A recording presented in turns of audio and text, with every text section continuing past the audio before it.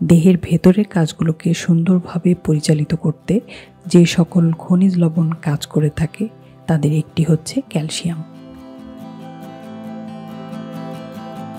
Calcium মূলত হাড় ও দাঁতের স্বাস্থ্য ভালো রাখতে কাজ করে থাকে।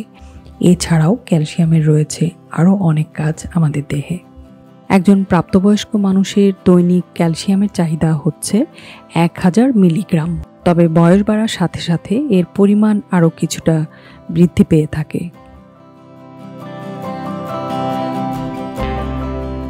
দেহে ক্যালসিয়ামের চাহিদা পূরণ করতে আমাদের ক্যালসিয়ামযুক্ত খাবার খেতে হয়, আর এ ধরনের খাবারগুলো হচ্ছে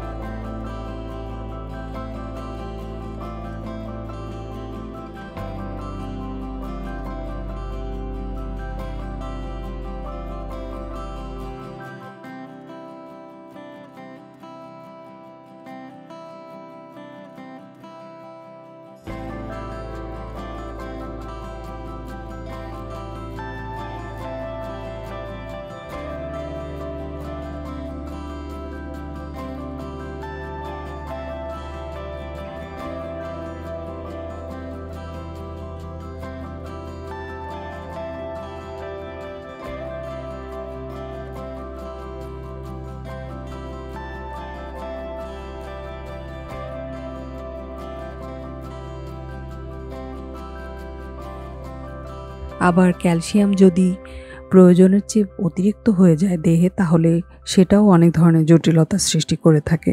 যেমন হার্টের অসুখ ও কিডনিতে পাথর হওয়ার সম্ভাবনা বেড়ে যায়।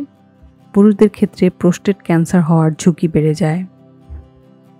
এছাড়াও বমি বমি ভাব, পেটে ব্যথা হওয়া, ঘন ঘন প্রস্রাব হওয়া, পানির পিপাসা বেড়ে যাওয়া ইত্যাদি দেখা দিতে পারে।